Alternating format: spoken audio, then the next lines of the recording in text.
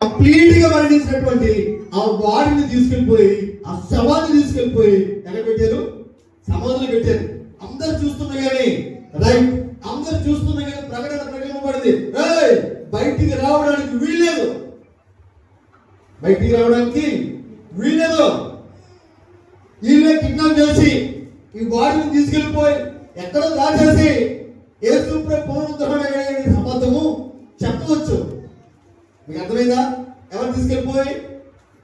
యేసు ప్రభు వెంబడించేవారు ఉన్నారుగా, యేసు ప్రభు అనుసరించేవారు ఉన్నారు కదా, వాళ్ళే యేసు ప్రభు శరీరం తీసుకెళ్ళిపోయి ఎక్కడో దాచేసట ఏమని ప్రకటన చేస్తారని అంటున్నారు? ఆయన పునరుద్ధరణుడు అయ్యాడు అని చెప్తాడు. కాబట్టి మీరేం చేయండి అంటే ఒక యవ్వనంతో అయినటువంటి పెద్ద బండను తీసుకొచ్చి దీనికి అడ్డుగా పెట్టేయండి. అడ్డుగా పెట్టడం మాత్రం కాదు, సంఖ్యలతో దాన్ని కట్టేయడం అంతే. ఏదైతే చెప్పబడిందో, ఏ రోజు ఏదైతే చెప్పాడో అదే విధంగా ఆ సమాధిని సంఖ్యలతో కట్టేసి దాన్ని ఎవరు తోయడానికి అంత అసలు ఆ బలం ఎవరికి సరిపోదు. ఒకరిద్దరు తీసుకెళ్ళి తోసేద్దాం అంటే అవ్వదు.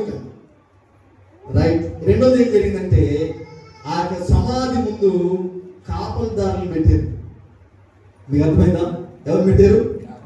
కాపల్దారులు పెట్టారు. చూడండి, అదే లోనున్నాడు మామూలు ఖైదీ కాదు.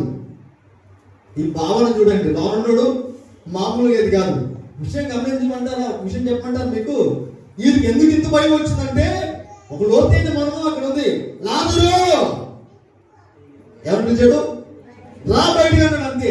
మాటతో లాజరు 4 రోజులు చనిపోయి 4 రోజులు అయినప్పుడు కూడా యేసు ప్రభు అన్నాడు కదా, లాజరు బయటికి రా అన్నాడు అంతే.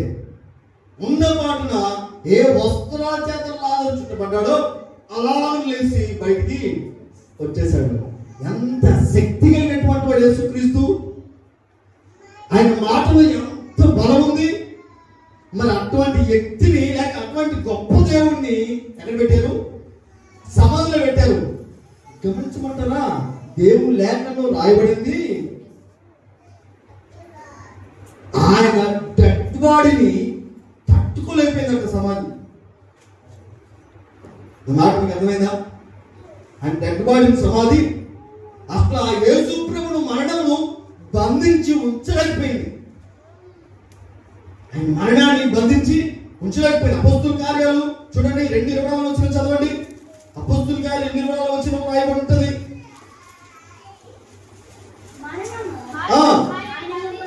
మరణము ఆయనను బంధించి, చూడండి ఒక మాట గట్టిగా చదవండి, భయమే లేకుండా.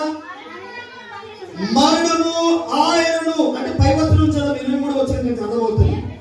దేవుడు నిశ్చయించిన సంకల్పమును ఆయన భవిష్యత్తు జ్ఞానమును అనుసరించి అప్పగింపబడిన ఈయనను మీరు దుష్టుల చేత శిలువ వేసి చంపించారు. ఎవరిని? ఎవరి చేత? దుష్టుల చేత.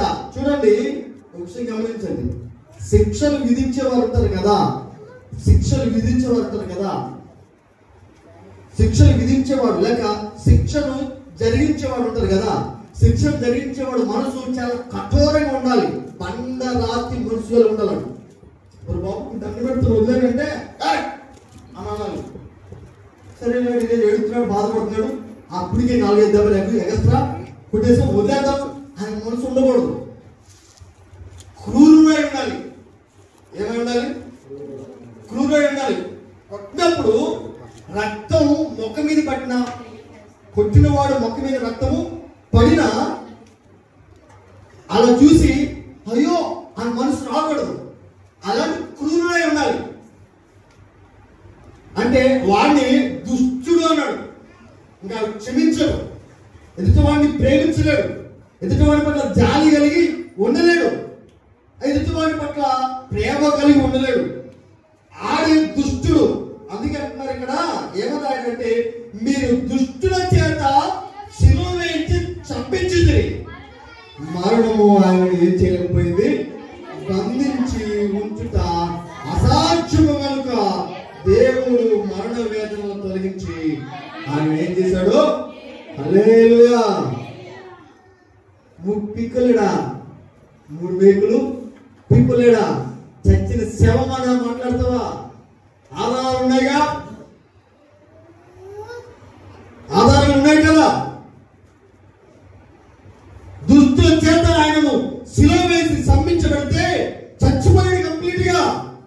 కానీ జరిగిన సంఘటన ఏంటి? మరణం ఆయన బంధించి ఉంచిన అసాధ్యము కనుక దేవుడు ఆయన ఏం చేశాడు? హల్లెలూయా. పునరుద్ధానం ఉందా లేదా? చెప్పాలి గట్టిగా. పునరుద్ధానం ఉందా లేదా?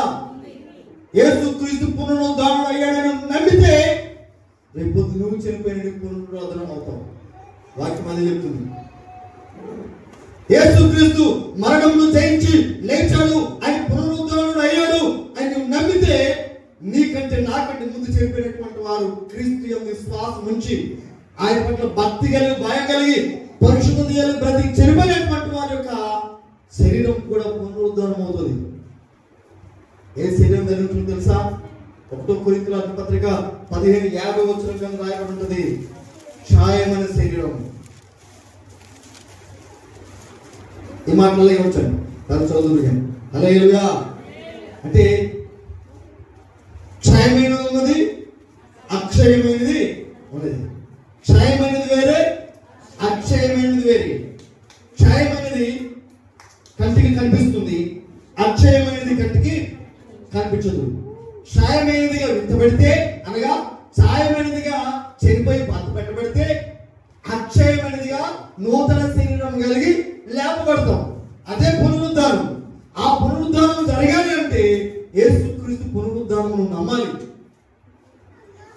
యేసుక్రీస్తు పునరుద్ధానాన్ని నమ్మాలి. యేసుక్రీస్తు పునరుద్ధానం నమ్మకపోతే ఆ పునరుద్ధానం కూడా జరగదు. హల్లెలూయా. ఆ పునరుద్ధానం కూడా జరగదు. వాక్యాన్ని పరిశీలన చేద్దాం. ప్రియమైన బిడ్డలారా, యోహాను సువార్త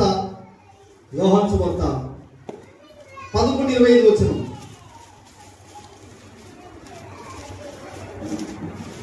లేదా మత్తయి సువార్త 27:63 చదవండి. మత్తయి సువార్త 27:63 చదవండి. అమ్మా, మత్తయి సువార్త 27:63. అయ్యా అప్పుడు చదివితే క్లియర్ అందరికి వినిపిస్తుంది. నేను చెప్పడానికి బాగుంటుంది. అయ్యా ఆ వంచకుడు సజీవుడై ఉన్నప్పుడు 3 దినములైన తర్వాత నేను లేచినని చెప్పినది మాకు జ్ఞాపకం ఉన్నది. కాబట్టి 3వ దినమున సమాధిని భద్రం చేయ ఆజ్ఞాపించండి. వాని శిష్యులు వచ్చి వాని ఎత్తుకొని పోయి ఆయన ముద్రలోని లేచేనని ప్రజలతో చెప్తారు. అబద్ధం చెప్పవలసిన అవసరం లేదు. సత్యం దాతావా? మీకు అర్థమైంది తెలియా? సత్యాన్ని దాయగలమా? అబద్ధాన్ని దాయగలమా? అబద్ధము విషయం గమనించండి. అబద్ధం ఎలాంటిదంటే చాలా భయంకరమైనది. నిజం ఎలాంటిదంటే చాలా స్వచ్ఛమైనది. కనుక సత్యాన్ని ప్రజల ఎదుట కనపరిచాడు యేసుక్రీస్తు. సత్యాన్ని ప్రజల ఎదుట కళ్ళు కట్టేట్టు చూపించాడు ఆయన. ఇప్పుడు సముద్రం మీద నడిచాడు ఆయన. దొంగల రాలేదు ఆయన. దానికి వచ్చాడు. శిష్యులందరూ కళ్ళు కట్టినట్లు చూశారు. అంటే ఆయన జీవితమే ఒక సత్యం. గమనిస్తే అయ్యా ఈ వాచకుడు ఎవరు పేరు పెడుతున్నారు చూడండి యేసుక్రీస్తుకి. అయ్యా ఈ వాచకుడు అంటే ఎవరు? ఏమండి వాచకుడు అంటే ఎవరు? దేవదూషణ చేసేవాడు, విమర్శించేవాడు, చెడ్డ మాటలు పలికేవాడు, జనులను తప్పుడు మార్గంలో నడిపించేవాడు, వాడి కోరికను, వాడి ఆశను, వాడి ఉద్దేశాలను నెరవేర్చుకునే వాడిని వాంఛకుడు అంటారు. మీకు అర్థమైందా? కనుక వీడు బతుకున్నప్పుడే, వీడు సజీవంగా ఉన్నప్పుడే వీడు మాట అన్నాడు. ఏమని? నేను 3వ దినాన పునరుద్ధానుడు అవుతానన్నాడు. కాబట్టి మీరు ఆజ్ఞ ఇవ్వండి, సమాధిని సంఖ్యల చేత కట్టేస్తా ఉన్నాను. ఇక్కడ విషయం చెప్పమంటారా? వాళ్ళు నమ్మారు. ఏం నమ్మారు? ఈయన ఖచ్చితంగా పునరుద్ధారణ అయిపోతాడండి. అక్కడ వంకేంటి చెప్పనా? ఈయన శిష్యులు ఉన్నారు 12 మంది. ఈ 12 మంది కాక మనకు 70 మంది కూడా శిష్యులు ఉన్నారు. రాత్రి కాల సమయంలో మనం 3, 4, 5, 10 మంది కాపలు పెడతాము. వాళ్ళందరూ కొట్టి ఈయన ఒక శరీరాన్ని తీసుకెళ్ళిపోయి ఆయన పునరుద్ధారణ అయ్యేదని చెప్తారు. వీళ్ళు పొద్దునవలసిన అవసరం లేదండి. బైబిల్ ఏముంది అదే ప్రకటన చేస్తాం. హల్లెలూయా. ఇక్కడ ఏమని రాయబడింది?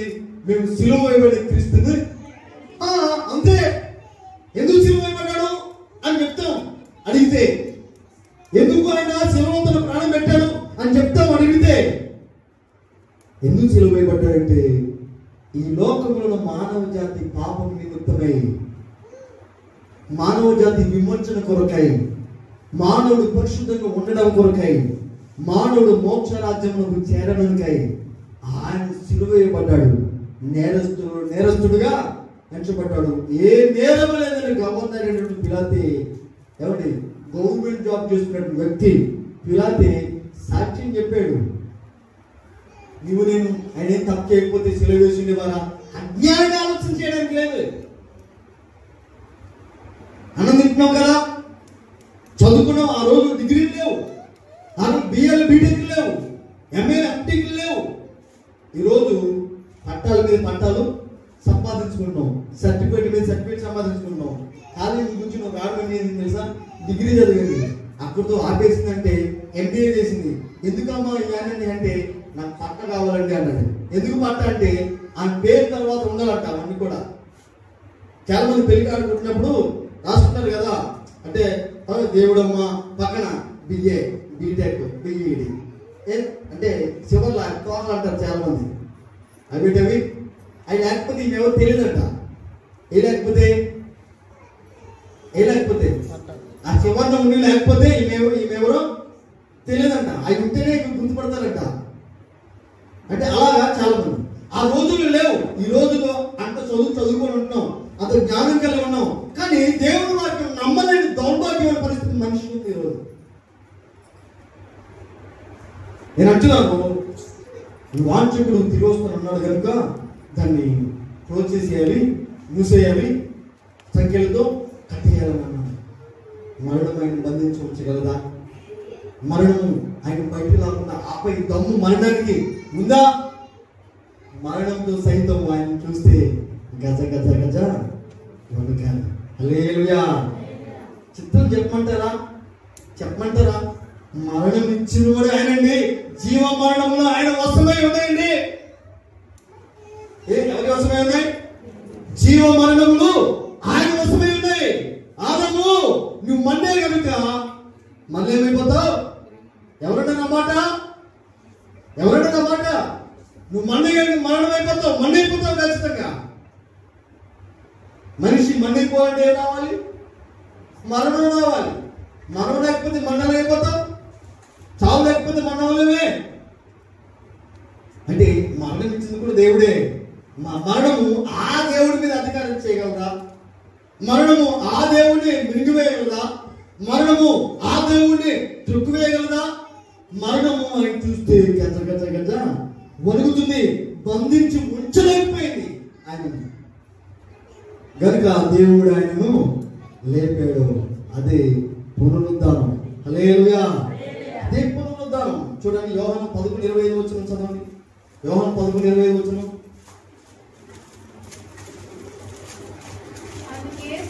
అందుకు యేసు పునరుద్ధానము జీవమును నేనే. నా యందు ఎవరైతే విశ్వాసం ఉంచుతారో అది ఎవరైనా పర్లేదు. ఆయన విశ్వాసించిన వాడు ఎవరైనా పర్లేదు, చనిపోయినను మరలా బ్రతుకును అని రాయబడింది. ఎవరంటున్నారు ఈ మాట? యేసు క్రీస్తే అంటున్నాడు. అందుకు యేసు పునరుద్ధానము నేనే, జీవము నేనే. అంటే ఏంటి? పునరుద్ధానం మళ్ళా జీవింపగల శక్తి సామర్థ్యమైనటువంటి వాడు నేనే, జీవము కూడా నేనే. ఎవరైతే నా యందు విశ్వాసం ఉంచుతాడో ఆ వ్యక్తి చనిపోయినను బ్రతుకును అన్నాడు. హల్లెలూయా. చనిపోయినా బ్రతుకుతాడు. అంటే చాలా మంది మాట్లాడతాడు, మా వాడు మంది చనిపోయాడు, మరి ఇంకా బ్రతకలేదేంటి, మా మామ చనిపోయాడు ఇంకా బ్రతకలేదేంటి, మా అమ్మమ్మ చనిపోయింది ఇంకా బ్రతకలేదేంటి, మా తాతయ్య చనిపోయాడు ఇంకా బ్రతకలేదేంటి. ఎప్పుడు బ్రతుకుతావు? ఎప్పుడు చనిపోయిన మన బ్రతుకుతామని యేసుక్రీస్తు ఎప్పుడు గురించి మాట్లాడారంటే ఆయన రాకడ సమయంలో. హల్లెలూయా. ఆయన రాకడ సమయంలో సమాధులు ఏమవుతాయి? తెరవబడతాయి. ఆయన రాకడ సమయంలో సమాధులు తెరవబడతాయి. సమాధులు తెరవబడితే క్రీస్తునందు మృతులైన వారు మొదట. హల్లెలూయా. అదే పునరుద్ధానం. క్రీస్తు నందుండి మృతులైన వారు క్రీస్తు నందుండి అని ఎందుకన్నారంటే, క్రీస్తు నందుండి అని ఎందుకన్నారంటే, క్రీస్తును పేరు పెట్టుకున్న వారు ఉన్నారు, క్రీస్తు నందుండి బ్రతుకుతున్నటువంటి వారు ఉన్నారు. అంటే నేను యేసుకున్నాను అని అనేవారు ఉన్నారు, నేను బాప్తిసం తీసుకున్నాను అని అనేవారు ఉన్నారు, నేను క్రైస్తవుని అని అనేవారు ఉన్నారు. కానీ నేనేమంటున్నానంటే క్రీస్తు నందు ఉండేవాడు పునరుద్ధరణ అవుతాడు అంటున్నాను. ఆ మాట మీకు అర్థమైందా? ఎవరు పునరుద్ధరణ అవుతాడు? క్రీస్తు నందు ఉండేవాడు. క్రీస్తు నందు ఉండేవాడు అర్థం ఏంటి? ఆయన ఆత్మపూర్వకంగా బ్రతకాలి, పవిత్రత కలిగి బ్రతకాలి, లోకమును విసర్జించాలి, లోకములో బ్రతకాలి. కానీ లోకములో మాలిన్యం మాత్రం అంటించుకోవడానికి వీలేదు. అంటే నీవు దేవుడితో సంబంధం కలిగి జీవించాలి. ఆ జీవించడమే క్రీస్తునందు ఉండడం.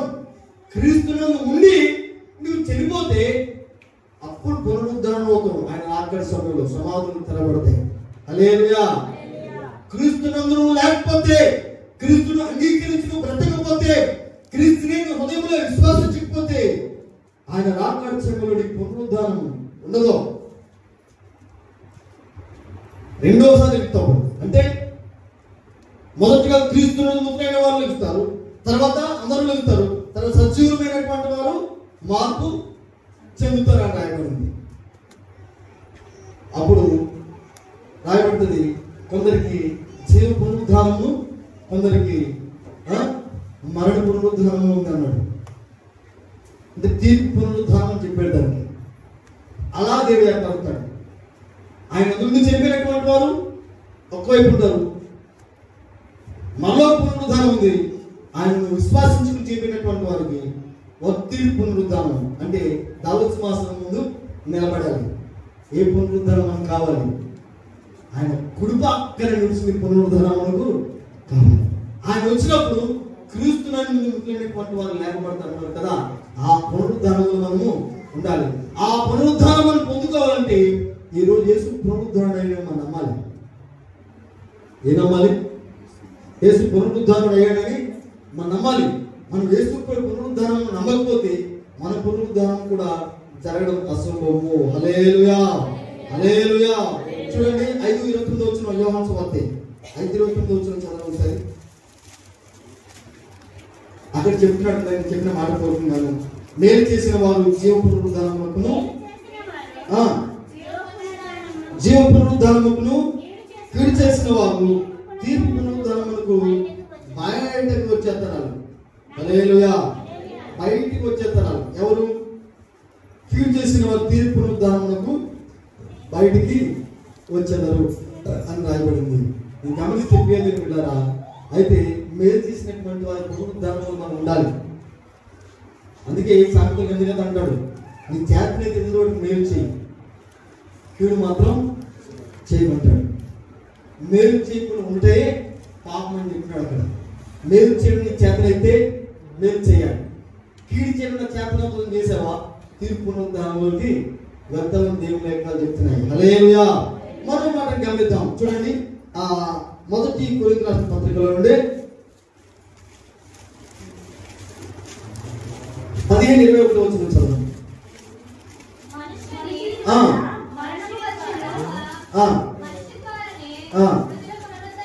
మరొకసారి చదువుదాం అన్నమాట. 15:21 వచ్చిన. మనుషుని ద్వారా మరణం వచ్చేది కనుక మనుషుని ద్వారానే మృతుల పునరుద్ధానము కలిగెను. హల్లెలూయా. ఆదామునందు అందరూ ఎలాగ మృతి పొందుతున్నారో అలాగే క్రీస్తునందు అందరూ బ్రతికింపబడతారని రాయబడింది. గమనించండి మాట. పునరుద్ధానం చెప్తున్నాడు. ఏమని చెప్తున్నాడు ఇక్కడ? మనుషుని ద్వారా మరణం వచ్చింది కనుక మనుషుని ద్వారానే మృతుల పునరుద్ధానం కలుగుతున్నాను. రైట్. ఏ మనిషి ద్వారా మరణం వచ్చింది? ఏ మనిషి ద్వారా పునరుద్ధరణ వచ్చింది? ఆదాము ద్వారా మరణం వచ్చింది. ఆదాము మరణం ఎలా వచ్చింది? ఆదాము ఆజ్ఞ దాటిన కనుక, ఆజ్ఞ అతిక్రమమే పాపం కనుక, పాపానికి జీతము మరణం కాబట్టి ఆదాముకు మరణము ఆ విధంగా వచ్చింది. ఆదాము తర్వాత పుట్టినటువంటి వారందరూ కూడా జన్మతః పాపే.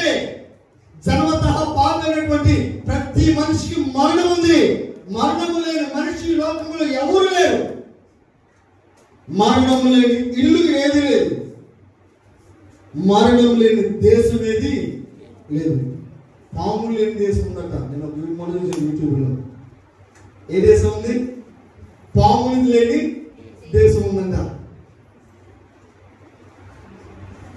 ఒక దీవి ఉంది, రకరకాల పాములు వెళ్ళినటువంటి దీవి అక్కడ ఉంది. ఎవడు అక్కడికి వెళ్ళడానికైనా ధైర్యం వహించలేడు.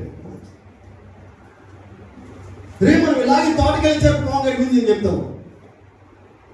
కానీ పాములు లేని దేశం కూడా ఉంది. అట్లా నేను అనుకుంటున్నాను, ఎందుకు లేదా అక్కడ పాము? ఎందుకు పాము లేదు అక్కడ? నాగాలాండ్ ఉంది, కుక్కలు కరువు అక్కడ దొరకవు, కనిపించదు సరిగా. కారణం అర్థమైందా? ఆ కుక్కల్ని చక్కగా మనకి ఎలమంచి బస్ స్టాప్ ముందున బుర్ర తీసేసి కిందికి ఎలగట్టుంటారు, మేక తోలు తీసి సేమ్ అలాగే ఉంటుంది. ఆ తోలు తీసి అలా పెట్టినప్పుడు తేడా లేదు. లోన్ అంతా తీసేస్తారు, అలా పెడతారు. దాన్ని చాలా ఖరీదుగా వాళ్ళు అమ్ముతారు. బహుశా ఈ పాపులు లేని దేశం కూడా అలాంటిదే. హల్లెలూయా. అంటే నేను ఎందుకంటానంటే, మరణము లేని దేశం భూమి మీద లేదని చెప్తున్నాను మీకు. హల్లెలూయా. పాములు లేని దేశం ఉండొచ్చు కాక, ఆకలి లేని దేశము ఉండొచ్చు కాక, కష్టము లేని దేశం ఉండొచ్చు కాక, ఆర్థిక పరిస్థితులు లేని దేశము ఉండొచ్చు కాక, మరణం లేని దేశం భూమి మీద లేదు. మరణం లేని మనిషి భూమి మీద లేడు. మరణం లేని కుటుంబం భూమి మీద లేదు. మరణం లేని గృహం భూమి మీద లేదు. మరణము అందరికీ ఉంది. హల్లెలూయా. ఎలా వచ్చింది? ఆదాములో వచ్చింది. ఆదాము ద్వారా మరణం వస్తే, అంటే మొదటి మనిషి ద్వారా మరణం వచ్చింది. అదే మనిషి లేక ఒక మనిషి ద్వారా పునరుద్ధానం కూడా వచ్చింది. ఎవరి మనిషి? యేసుక్రీస్తు. హల్లెలూయా. యేసుక్రీస్తు. కింద అంటున్నాడు, ఆదాము ద్వారా, చదవండి, ఆదామునందు అందరూ ఎలా చనిపోతున్నారు అలాగనే క్రీస్తునందు అందరూ కూడా బ్రతికింపబడతారు. హల్లెలూయా. అంత గొప్ప మాట చూడండి. పునరుద్ధానం ఎలా జరుగుతుంది? ఆదాము ద్వారా అందరికి మరణం వచ్చింది, చనిపోతారు అందరూ కూడా, అందరికి ప్రార్థించింది. కానీ యేసు పునరుద్ధానం ద్వారా అందరికీ వచ్చింది. యేసుక్రీస్తు ద్వారా అందరికీ ఏమొచ్చిందట?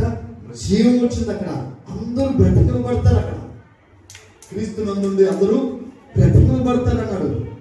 అక్కడ రాయబడిన మాట ఏంటంటే, ప్రథమ ఫలము క్రీస్తే అని రాయబడింది. మృతులలో పునరుద్ధానుడు ఐటలోడు ప్రథమ ఫలముగా క్రీస్తే. యేసు ప్రభు మునుపు ఎవరు పునరుద్ధానుడు అవ్వలేదు. యేసు ప్రభు తర్వాత కూడా ఎవరు పునరుద్ధానుడు అవ్వలేదు. ఈ చరిత్ర ఎవరు తిరిగేయలేరు. ఈ చరిత్రను ఎవరు మార్చలేరు. పునరుద్ధానము యేసుక్రీస్తు మాత్రమే అయ్యాడు. క్రీస్తు మీద ఉన్నటువంటి వారు కూడా పునరుద్ధానులు అవుతారు. హల్లెలూయా. చివరిగా మనం వెళ్దాం. పునరుద్ధానుడు అయ్యాడు అనడానికి మనకి సాక్ష్యం కావాలి కదా. సాక్ష్యం కావాలి కదా. ఆయన ఎక్కడ పెట్టారు? గట్టి చెప్పండి అమ్మా. ఆయన ఎక్కడ పెట్టారు? సమాధిలో పెట్టారు. సమాధిలో పెట్టినటువంటి వారు పునరుద్ధానుడు అయ్యాడు అనడానికి సాక్ష్యం కావాలి.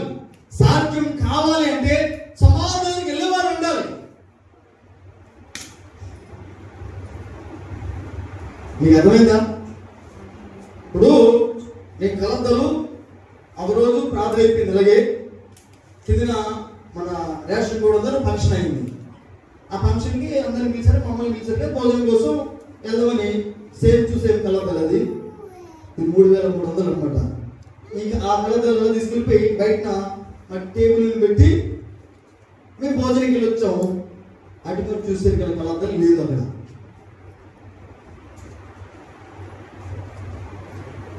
ఆ స్పెట్స్ లేదు, అటు చూసారు కదా. ఏమైంది ఏమైంది ఎవరు వచ్చి తీసుకొని పోయారుగా, లేకపోతే దానికి రెక్కలు వచ్చి ఎగిరిపోయిందంట నా కళ్ళద్దాలకి. యూట్యూబ్లో చాలా మంది ఆ విధంగా కూడా సెట్ చేసేయగలరు. చేయరా తమ్ముడు? ఫేస్బుక్ లాంటి ఆ విధంగా కూడా చేయగలరు. కళ్ళద్దాలకి రెక్కలు తెగినట్లుగా చేయగలరు. మనిషి అంతగా టెక్నాలజీ వచ్చింది, అంతగా పెరిగిపోయాడు మనిషి. మీకు అర్థం అవడానికి ప్రవీణ్ ప్రకటనలు పాస్ గారిని రాయింది కదా. ఎన్ని బుల్లెట్లు మారాయో తెలుసా? ఎన్ని బుల్లెట్లు మారాయో ఇంకా రకరకాల మనం ఆలోచన చేస్తే. నేను అంటున్నాడు ప్రియాలని పిల్లరా, ఈ కథలు రెక్కలు వచ్చి ఎగిరిపోయేటట్లుగా మనిషి చేయగలడు. అంటే అక్కడ పెట్టే కథలు మిస్ అయినది ఎవరు పట్టుకెళ్ళిపోయారనే కదా. అంటే ఎవరో ఉండేది తప్ప అది మిస్ అవ్వడం అనేది జరగదు. రైట్? యేసు ప్రభు సమాధి నుండి ఆయన పునరుద్ధానం అయ్యడానికి ఎవరు ఆ సమాధిని చూడరు కదా. చూసినటువంటి వారు చెప్తారు తప్ప ఆయన పునరుద్ధానం అయ్యాడని నిలదొరుకుతుంది. హల్లెలూయా. చూసినటువంటి వారు చెప్తే తప్ప ఆయన పునరుద్ధానం అయ్యాడని నిలదొరుకుతుంది. చెప్పిన ఉండాలి కదా. అంటే చూసిన చెప్పాలి. ఎవరు చూసారు మనం చూద్దాం. చూడండి ఒకసారి మార్కు సువార్త 16:6 చదవండి. మార్కు సువార్త 16:6 లేదా మత్తయి 28:6 చదవండి. త్వరపడి. ఆయన ఎక్కడ లేడు. ఎక్కడ గురించి మాట్లాడుతున్నారు? ఎక్కడ ఉన్నారు? ఇల్లు ఏంటి సంగతులు? ఏమండి 5వ వచనం చదవడం అర్థమవుతుంది.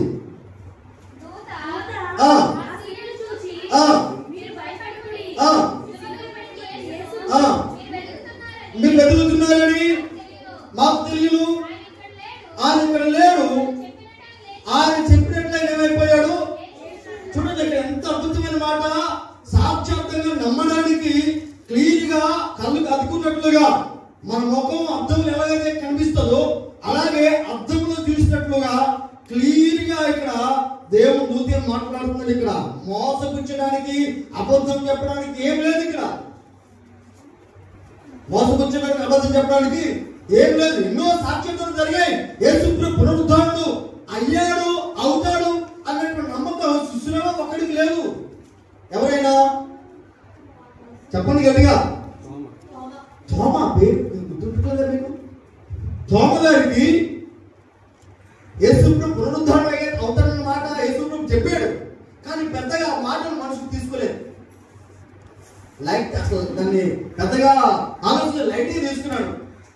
ఎక్కడ అవుతలేదు. ఎందుకు? అంతకుముందు ఎవరు పునరుద్ధరణ అయినట్లయినా మనం చూడలేదు కదా, వెళ్ళలేదు కదా. నేను అన్నాడు కానీ అది జరగడం అవసరం. సమాధిలో పెడితే మా తాత చనిపోయాడు, మా నాన్న చనిపోయాడు, వాళ్ళు చనిపోయాడు, ఎంతో మంది మన కళ్ళ ముందు చనిపోయాడు. చాలా మంది తీసుకెళ్ళి మనం కొంతమంది బాధ పెట్టాము. కొన్ని ప్రత్యేకమైనటువంటి వారిని సమాధుల్లో పెట్టాము. కానీ ఎవరు పునరుద్ధరణ చూడలేదు కదా. ఈ వ్యక్తి అవుతుందంటారా అని అప్పుడు అవిశ్వాసంతో ఉన్నాడు తోమ. తోమ గారి సాక్ష్యం కాదా? తోమ గారి సాక్ష్యం కాదా? తోమా అవిశ్వాసం ఎలా దా, నువ్వు విశ్వాసగా మారు. ఎలా మారమంటాడు? నువ్వు విశ్వాసగా మారు. నీలో అపనమ్మకం ఉంది కదా, నమ్మకం కలిగి ఉండు. రా, నీలో ఏ అవిశ్వాసం ఉందో, ఏ నమ్మకం ఉందో, ఏదైతే నమ్మలేని స్థితిలో ఉన్నావో, ఏదైతే విశ్వాసించలేని స్థితిలో ఉన్నావో దా రుజుపరుచుకో అన్నాడు. అంతే. నా చేతులు చేపెట్టున్నాడు. హల్లెలూయా. అప్పటికే బిత్తరపోయి దేంట్రా అబ్బాయి అనుకున్నాడు. వచ్చే డైరెక్ట్ మాటలు పడుతున్నాయి, చూస్తున్నాడు కానీ భ్రమానుకుంటున్నాడు, కలగాస్తున్నాడు అన్నట్లుగా భావించగలిగాడు. ఎల్లరి దగ్గరికి చెయ్యి పెట్టేసరికి స్పర్శ అర్థమైపోయింది. హల్లెలూయా. ఎందుకు చెప్పమంటారా? యేసుప్రభు ఎన్నిసార్లు కొద్ది నుంచి చేసి ఉంటాడు కదా. యేసుప్రభు ఎన్నిసార్లు అయ్యా ప్రజలని చెప్పుకుంటాడు, పొందనాలని చెప్పుకుంటాడు, ఆయన చెయ్యి ఎన్నిసార్లు తాకుంటాడు. యేసుప్రభు ఎన్నిసార్లు అసలు ఆ స్పర్శ అర్థమైపోయింది. చెయ్యి పుట్టేసరికల్లా గజ గజ మునిగిపోయాడు. మోకలు చెడియాను చూపించాడు. తోమా విశ్వాసం కలిగి ప్రకటన చేయి సువార్త. ఎలా ప్రకటన చేయి? నమ్మావు, నేను పునరుద్ధానుడు అయ్యానని నమ్మావు, ఇలాగే ప్రకటన చేయండి. సమాధి వెళ్ళారు, మధ్యలో మరి వేరే వెళ్ళినప్పుడు ఖాళీగా ఉన్నటువంటి సమాధిని చూశారు. ఏమైంది? మరోసారి చదవండి. దూత ఆ స్త్రీలను చూసి, మీరు భయపడకండి, సిలువబడిన క్రీస్తును వెతుకుతున్నారని నాకు తెలుసు. ఆయన ఇక్కడ లేడు. ఆయన చెప్పినట్లుగా, తాను చెప్పినట్లుగా ఆయన లేచాడు. హల్లెలూయా. చూడండి, అక్కడ అంటున్నారు, రండి ప్రభు పడుకున్న స్థలం చూసి. నమ్మలేదు. ఇంకా బయట ఉన్నారు వీళ్ళు, ఇంకా బయట నుండి దేవుని దూత మాట్లాడుతుంటే నమ్మలేదు. ఇంకా అయ్యా మీరేమనుకోకండి, ఒకసారి మీరు సమాధిని చూడాలి. ఏం చూడాలి? సమాధిని చూడాలి. సమాధిని చూస్తే తప్ప మీరు నమ్మము. వీళ్ళు ఖాళీ ఉన్న సమాధిని చూశారట. హల్లెలూయా. ఏ సమాధిని చూశారు? ఖాళీ ఉన్న సమాధిని. విషయం గమనించండి. ఇందాక ఒక మాట చెప్పాడు, మీకు గుర్తుందా? ఈ వాచకుడు 3 రోజుల ముందే చెప్పాడు. ఏ వాచకుడు? ఎవరి గురించి మాట్లాడుతున్నాడు? యేసుక్రీస్తు. ఈ వాచకుడు 3 రోజుల ముందే చెప్పాడు, నేను చనిపోయి 3వ దినాన పునరుద్ధరణ అవుతాను, తిరిగి ఇస్తాను అన్నాడు. కాబట్టి సంఖ్యలతోని కనీవే ఆజ్ఞ ఇవ్వమన్నాడు. ఆజ్ఞ ఇచ్చాడు. హేరు చక్కగా సమాధిని కట్టేశారు సంఖ్యలతో. గమనిస్తే ప్రియాదం పిల్లలు కావాలి వేశారు. కానీ ఏమైంది తెలుసా? భయంకరమైన ప్రచోదమైన వెలుగు వారి మీద ప్రకాశించినప్పుడు ఆ వెలుగును తట్టుకోలేక వారు ఏమైపోయారు? పడిపోయారు. ఆ వెలుగు ఆ సంఖ్యలు తెంచేసింది. బండ పక్కకి ఏమైపోయింది? దొర్లింపబడింది. హల్లెలూయా. బండ ఏమైపోయింది? పక్కకు. అసలు ఆ 2-3 వల్ల పని కాదు, అక్కడ పక్కకు దొర్లింపబడి ఉంది. యేసుప్రభు పునరుద్ధరణ బయటికి వచ్చాడు. ఆ మాట శిష్యులు అక్కడ స్త్రీలకు తెలియాలి. స్త్రీలు గబగబ పరిగెత్తుకుని సుగంధ ద్రవ్యాలు పోయాలని, ఆయన సమాధిని పోయాలని పరిగెత్తుకుని వెళ్ళారు. వెళ్ళినటువంటి స్త్రీ దగ్గర అక్కడే బయట ఉన్నారు. ఆగండి, మీరు ఎక్కడ ఎదుగుతున్నారు? సజీవుడైన వారి మృతులలో ఎదుగుతున్నారు. పునరుద్ధరైనటువంటి వారి మృతులలో ఎదుగుతున్నారు. మీరు క్రీస్తుని వెతుకుతున్నారని సంగతి నాకు తెలుసు. అయితే ఆయన ఇక్కడ లేడు. ఎక్కడ? సమాధిలో లేడైనా. ఆయన అన్నట్లుగాని, ఆయన చెప్పినట్లుగాని ఆయన పునరుద్ధరణుడైనాడు, ఆయన లేచి ఉన్నాడు అని చెప్తున్నారు. హల్లెలూయా. ఈ లోనికి వెళ్ళారు, చూశారు, బయటకు వచ్చారు, నమ్మారు. పరిగెత్తుకెళ్ళి శిష్యుడికి, అయ్యా ఆయన పునరుద్ధరణ అయ్యాడు. దేవుడితో మాతో మాట్లాడింది. అయ్యా యేసుప్రభు చెప్పినట్లుగానే, యేసుప్రభు అన్నట్లుగానే 3వ దినాన మరణాన్ని జయించాడు. 3వ దినాన మరణపురుడు విరుతాడైన సజీవుడుగా పునరుద్ధరణ అయ్యాడని ఆయన పునరుద్ధరణకు సువార్తను ప్రజలందరికీ ప్రకటన చేశారు. హల్లెలూయా. హల్లెలూయా. మరొక చోట రాయబడి ఉంటది, ఆయన ఇక్కడ లేడు, ఆయన లేచి ఉన్నాడు. గలిలయలో ఉండి అక్కడ మీరు ఆయన లేచి ఉన్నాడు, అక్కడికి వస్తారని చెప్తాడు. మరొకసారి ఆయన అక్కడ మిమ్మల్ని కలుస్తాడని చెప్తాడు. చూడండి, ఒక మాట గమనిస్తే ప్రియాజన్ పిల్లరా, యేసుప్రభు పునరుద్ధరణుడు అవ్వడం కాదు, ఆరోహణమైనటువంటి సంగతిని కూడా ప్రజలందరూ కళ్ళారని చూశారండి. దొంగతనంగా జరగలేదు, ఇది రహస్యంగా జరగలేదు, ఇది అబద్ధపు మాటలు బైబిల్లో రాయబడలేదు. ఆయన పునరుద్ధరణుడు అయ్యాడు. ఆరోహణం అవడం కూడా ప్రజలందరూ చూశారు. ఆయన హల్లెలూయా. నమ్ముతున్నామా? పునరుద్ధరణుడు అయ్యాడని యేసుక్రీస్తు. అమ్మా, మీకు అర్థమైన మాట? యేసుక్రీస్తు పునరుద్ధరణుడు అయ్యాడు అని నమ్ముతున్నారా? నమ్మితే ఆయన నుండి మనం చనిపోతే రేపొద్దున మన సమాధి తెరబడుతుంది, మనం కూడా పునరుద్ధరణ అవుతాం. నమ్మకపోతే తీర్పు పునరుద్ధరణకి వెళ్తాం. తీర్పు పునరుద్ధరణకి వెళ్తే తీర్పు తీర్చబడుతుంది. అక్కడ నీ జీవితం ఏంటి, నీ బ్రతుకు ఏంటి, నీ బ్రతుకు తీరేంటి, నువ్వు ఎలా బ్రతికావు అన్ని కూడా తీర్పు చూపించినట్టు దేవుడు చూపిస్తాడు. అదే నువ్వు జీవ పునరుద్ధానంలో వెళ్ళగలిగితే నువ్వు ఆయన కృపాసన నువ్వు ఆనుకొని ఉంటావు. దేవుని రాజ్యంలో యుగములు తరతరాలు ఉంటావు. మనం నమ్మాలి, ఆయన పునరుద్ధానము ఉందండి. హల్లెలూయా. నమ్మితే ఆయన యందు మృతులైనటువంటి వారు మొదట లేకపోతే దేవుని ఆజ్ఞలో ఉన్నాయి. నమ్మిదాం.